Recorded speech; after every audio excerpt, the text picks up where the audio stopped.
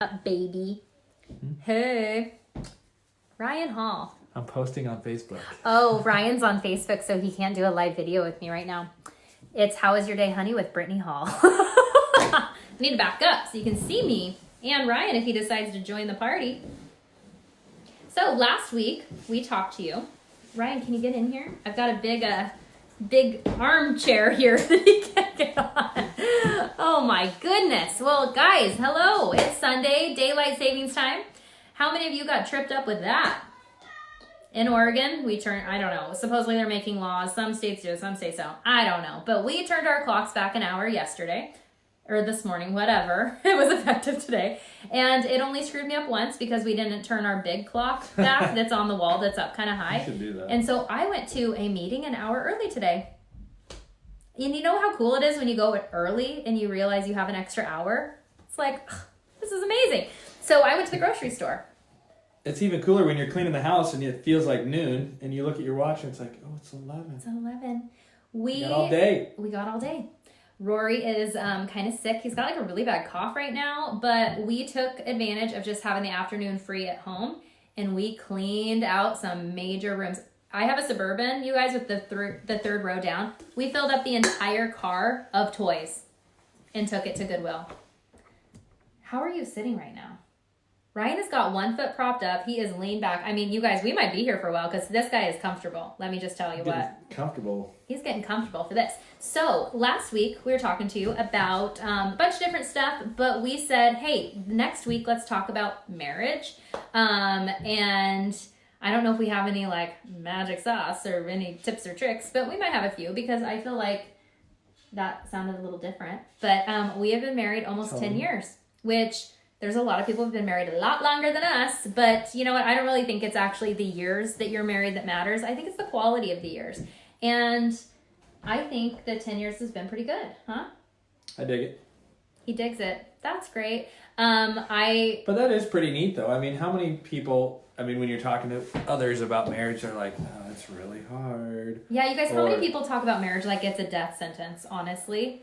That's like, yeah, a lot of people. Yeah. In my experience, that's what they're like, oh, like, don't get married. Don't just, the old just ball hold and out chain. as long as you possibly can. Like, get a ring, long engagement. Like, don't get married. Do not get married. Ever. I couldn't wait to marry Ryan. I think always I wanted to wanted to be marry married. Ryan when I was like 14. So a lot of you guys that don't know our story, I want to share with you because I love it. I love our story. Oh, so Ryan, I very first knew about Ryan Hall when he started working for my dad. How old were you when you started working for my dad? 20. I think 19. Let's say 19. I like it better. It's better. Sounds good. And I'm 7 years younger than Ryan, so I was like 12 or 13. And depending on how Imagine old this, but her hair was like fluffy. And I had a very round face, you guys. I'm really starting to get into my groove. No, I'm just kidding. The 30s is where it's at. Learn how to do your hair. I finally learned what a good hair color was for myself and how to fix it. That's something that will happen in your adult years. But yeah, I had fluffy hair and I was the boss's daughter. And you guys, I always like to give this disclaimer. There was nothing romantic between us when I was young, okay? We got together and met officially when I was 21 and Ryan was 28. We met at a bar. It was very stereotypical. Storybook. It was very storybook. But anyways, you guys, we talk a lot about dreams and things in our life that we have a vision for and then creating that. And honestly, I can go back to like my earliest years. Probably a lot of like little things in my life and my childhood and things I wanted. But when there was always something about Ryan that I just kind of liked. Like I didn't give it a lot of thought, but I thought there's something there. I kind of like that guy. It's kind of cute. He had long curly hair. Not long, but like right here. He wore really tight Wranglers. And he had long arms. And I just remember he'd always wash his truck. And I would hear my parents talk about him. And I told my mom one time. So if you guys don't know my family is very clean cut. And we have a lot of men. My grandpa was a barber. And my dad's whole family is very clean cut. So I was brought up like the men do not have facial hair. They always have a good haircut. They're always in a pressed shirt. And they're just very clean guys. I think every single one of my uncles and my dad got best dressed in high school because my grandma was like excellent with laundry and everything was pressed. So they just take a lot of pride in their appearance, I guess I should say. So I tell my mom, I go, I think Ryan's kind of cute. You know, maybe when I'm like 15, 16, because he was still working there, I think. Mom goes, with that long hair? That was her initial reaction. And they loved him. But yeah, and then later, so keep in mind, you guys, I always kind of liked him. I would see him go to like the grocery store at Roth's when I was working at Bricks and Terry's when I was in high school. And I was like, maybe he'll come through and get a coffee. And then I remember being at a mutual friend's wedding. And Ryan was there, and I actually had a boyfriend at the time, but I remember even seeing Ryan, and I was there with a boyfriend. We were on the way out, let me just tell you that. And I remember seeing Ryan across like the way. He was at the bar. I wasn't old enough to drink, so I was not over there. And I was like, oh, there's Ryan. Like, he was just always somebody that I kind of noticed. Did you notice me with my fluffy hair? I don't remember. I talked to your brother and your dad at the wedding, but we've heard the story, but yeah, his friends too that also worked with him. Boyfriend. Yeah, some loser. Just kidding. But Billy Bob and Dustin would always joke with you that they bet that you were going to marry the boss's daughter because my dad liked you so much as an employee. Didn't they joke about that? Yeah. Turns out. Turns out they're prophetic. They are prophetic. Anyway, so that's kind of Ryan and my story. When we met when I was 21 officially at Rookies, if any of you guys are in our little town here. And he asked for my number, I think, and I said no because I was over men. And he was like, fine, I'll call your brother. He was persistent.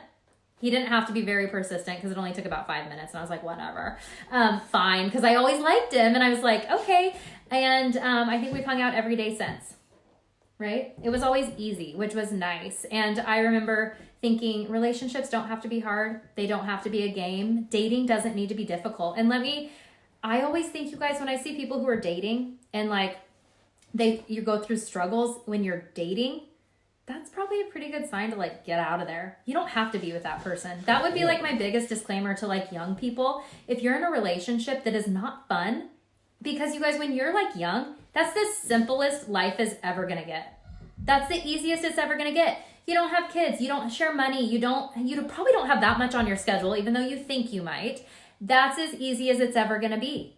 And without getting all preachy, like, oh, you don't know how good you have it. I mean, when you're young, I mean, that's true. You don't have anything to do, and we get it. You're busy. We get it. Busy with what you're doing right now. Totally. Yeah. But if you're working for it, dude, don't. Just like if you're like, oh, my girlfriend, she never likes me to talk to other people. She cheated on me again. Yeah, cheated on me. But I love her. Well, when she gets drunk, she gets crazy. Or like, let's talk to the guy. Well, when he drinks, he just gets really mean. Guess what? That's never going to change. So that's one thing, actually. Yeah, he's always going to get angry when he drinks, probably. So maybe he should quit drinking, or maybe you shouldn't be with that person. Or maybe you make him drink, and it's just... You know what I mean? You know, maybe you just conflict. Like, get out of that relationship. Bail, girl. Get out of there. So to young people, that's our advice. We were not perfect. We didn't fight, I don't think, a whole lot. We had a few, but we always communicated. And I think that's probably one of the biggest things in our marriage. We've gone through seasons where things have been, I don't know. Not 100% agreeable? Not 100% maybe like on fire is what I was going to say. Because we've always liked each other. But there's been times where he's like, what's going on with you? Like, you've been in a rut, or like, what's going on? You have kids, your body's got things going on. There's like times where you can go through seasons in your marriage. And do you know what? My biggest advice would be is it's okay to go, hey, we're in a season. I'm feeling this way. What are you feeling? And then it's like, oh, just put it out there. And go, yeah, well, this is how it's making me feel. And you might go, I never meant to make you feel that way. This is what's going on with me. And, so just talk about it. Even when it's uncomfortable, talk about it. I think probably one of the biggest things, and Ryan's going to go, oh my God, don't talk about this, is sex. I'm going to put it out there. You got to do it. Well, that sounds horrible. No, not like it's like something like, don't make, whatever. I told Ryan earlier, I go, yeah, don't make it a job. But make it a priority is what I would say. That's probably one of the biggest, another piece of advice I would give to married people. And that's probably something we've gone through seasons of where we've really needed to communicate where we're at with things that are going on. For men out there, usually I guess to speak for myself, how I feel about myself affects that part of our relationship directly. It's never usually anything to do with him. It's usually something to do with me. but he might think it has everything to do with him because he thinks I'm great. For real. Men are pretty simple, right? And women, you know what? Don't be too hard on yourself. They like you, right? Like, men are pretty simple. What would you tell women about that? I don't know. About what? About that. Like, you're always like, you look good. I'm like, I don't look that good. He's like, you look great. I like it. Like, my body has gone through all the changes in our marriage. 2 kids being probably 50, 60 pounds heavier than I am now. And you always liked me. I love your mind. He loves my mind. Oh, that's great. He's like, your body, whatever, but I love that mind. Thanks, honey. That's great. That is, what else? What else about our marriage that we would love to share with the world One of thing we Facebook? did, to back it up a little bit, one thing we did before we got married, when we were just first dating, is I used to have a log truck, some people know, and log trucks work a lot of hours. Like, if anybody watching this is driving a log truck, you need to get to bed because 1 o'clock in the morning is coming soon. Mm-hmm. But she rode with me in my log truck. On day, 5 of 6. It was. Yep. So day 6. And we had, I think we worked 15 hours. Yeah, it was like a 15-hour day. Okay. Thanks, Ross Cribs, for sending them to Chehalis 2 times. And then a Willie go home. And then, I think Willamina was in the middle. It was a Chehalis go home. Doesn't matter. It was terrible, Ross. Ross. So what we did, though, was we talked about literally everything. What do you want? How many kids do you want? What are your politics? What are your religious beliefs? Because guess what, guys? When you have babies, with drugs, like literally everything. to Z. We had 15 hours to kill. We had 15 hours, so we talked about everything. And you know what? I think that's important because when it comes to, when you're dating, you might go, oh, you're an atheist and I'm a Christian. Well, that's okay. We have a lot of other things in common. Guess what? Have babies. How are you going to raise them? How are you going to raise those kids? You know? So we both had standards for what was going to be okay and what wasn't. And I would say that there's probably, I asked Ryan a while ago, what's something that in our relationship that you never thought that you would put up with that I do? And he goes, sweatpants. And I call sweatpants workout pants. Yeah, and it was a joke, but he was probably thinking he wanted a wife who was fixed up all the time. I'm just going to Mr. Ryan Hall with how he is. But we've both changed and grown a lot, I think, through our relationship. With age. Yeah, and with kids, because you know what? When you have kids, all that perfectness and order in your life gets majorly shaken up. And so we adore our children, and so we're okay with the chaos. And then when we're not, we clean house. And you know what? It's okay. And I will tell Ryan, I think we went from a place of having very, very traditional roles when we were first together, and we've learned to divide and conquer. And Ryan can do the laundry, which he's always been great about that stuff, and I can mow the yard, and we don't just stay in our woman and man lanes anymore. It's what needs to get done for our family? Great. And I have no problem saying, hey, I need your help. If she has a work thing, just put the kids in the bath. Just give them a bath. It's not like a wife's job or a mom's job. Yeah. It's not bedtime is not all up to the wife. If I'm doing something, our kids need a bath or a bedtime snack or whatever, no matter what. So he's here. Why can't he do it? The kids are not my job only. We made them together. Okay, so that's one thing. I also realize he works a lot. So I don't make him come home and make dinner for himself because I was home all afternoon. So why should he have to do that when I'm here? I can do that for him because I love him. And I want to do that. So there's things where maybe we're pretty darn traditional. And then there's ways where it's you know what? This needs to get done. And we love each other and support each other. And I know last week we kind of referenced the first time I went on a trip. It was for a work thing without my family. And in our traditional thinking, Ryan was like, you're not doing that. You can't leave us. That was actually what I said. He literally told me that. I think what I said was, well, that's cool, but you can't go. Yeah, that's great. You have this opportunity, but you can't go. And I go, what? Because I am love him, want to be with him and my kids as much as possible. But I'm also like, what? You're not going to tell me what I can and can't do. You don't own me. We are partners in this relationship. And we make decisions together, of course. I would never just say, screw what you think, and I'm going to do whatever I want. I always want to make sure we're on the same page. But there's also a time where you go, whoa, that's an interesting thing. We need to talk about that because I'm not okay with it. So it's okay to do that. And I think that was probably one of the biggest fights we've been in. What did he say? It was like a 2-day fight, which is long because usually we like to end something within a day. Yeah. So Yeah.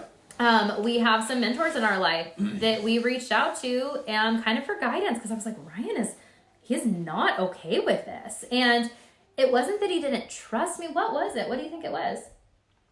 Well, I'm really, what's the word where you're like have to do something the same exact way Rigid. all the time. Very rigid. Rigid. And I was like, well, that won't work because I go to work and then who's going to take care of it? Like, it can't happen because I go to work. So yeah, we're just going to leave the kids alone. Yeah, like he that's how my couldn't mind reorganize it in his mind that we could make this work. And I'm like, why can't it work? We can make it fit. So we're a good fit that way, you know? Yeah, a little ebb and flow with that. But, and you guys, we're not doing this video to tell you how great we are, by the way, as a couple. Like, that's not it. We're telling you what we've learned because maybe you're having like a same struggle like this. Or I think that just getting things out there and just talking about it is the best. So we're just trying to share some of our things with you and hopefully you find that valuable. What were you going to say? I was going to say this coming from a couple that's been married 9 and 9.5 years. 3/4 years. Yeah, so we actually remember what it was like to date. We know what makes our marriage work. And we also know that as life goes on, and I'm sure some, if any of you older people are on here, people that are older than us in marriage and things, been married longer, you're probably like, oh, you guys are cute, but you just wait. Oh. But you know what? People told us when we were first married too, oh, just wait till that honeymoon phase ended. And guess what? It didn't end. I think we were always happy, but I think we're happier now. We understand each other more. We've grown so much more as people. And so it's not that it was bad then and it's good now, but it's just different. And I think being open to changing and growing with each other because life is always different. Your kids get older. Ryan was like sad that Ava was getting rid of some like toys from when she was 4 today because he's like, it's just one step closer to them moving out. And you know what? Someday they are going to move out. She's 7 now, but like 11 years is going to fly by, right? Bums me out. Bro. Yeah, and Ryan gets like really sentimental about it. But the fact of the matter is, someday our kids, I want them to grow up and move out and have a really awesome life. And we'll build them a house next door. But I want them to branch out and go. And guess who's going to be left? This relationship is going to be left. And so I want to make sure that when our family dynamic shifts once again, just like it does when you have babies, just like it does because babies, they're just totally, like, it's just different. Your life changes a lot. It's awesome, but it's different. And then they get a little bit older and life changes again because now you can go do more things and they're kind of fun because they can do activities and you're not just like hauling supplies everywhere. They have personalities and sense of humor. And they're funny. And you can sass. have, it's hilarious. But then someday they're going to get big and they're going to not want to hang out with you. And then they're going to get even older and get to that age of moving out. And hopefully we kept this really good the whole time. Because how many people do you know that get divorced once their kids move out? They're like, okay, we raised the kids. Like, peace out. I'm going to go live my life now. We did the kid thing. Now I'm out. Like, see you later. I hope I never see you again later because I hate your guts. See you at the kid's wedding. See you at your funeral, hopefully. That's where he takes it a little too far. But I really think it's hilarious. We also have really odd senses of humor. Can you edit that? Just cut that out. Cut that out of the live video. Edit. So yeah, I think you guys, if you're just dating, have standards. Don't settle for any less than what you want. Because that person that you want is out there. Make sure you're the kind of person that's going to attract that person. And if you're married, have fun with each other. We went out on a date last week. Thank God for my mother-in-law because she watched the kids. But I thought we were going to be home at like 7. We got home at like 10:30. I was like, sorry, but we really needed a night out. We had the best time together. And now one of our kids is crying. Somebody got hurt. So enjoy each other, talk about the stuff, even if it's uncomfortable. And we're gonna go because Rory's like clenching his stomach like something bad just happened. Ava I'm probably guessing hit his him. sister probably punched him because she had enough. All right. So thank you for tuning in. Have a great week.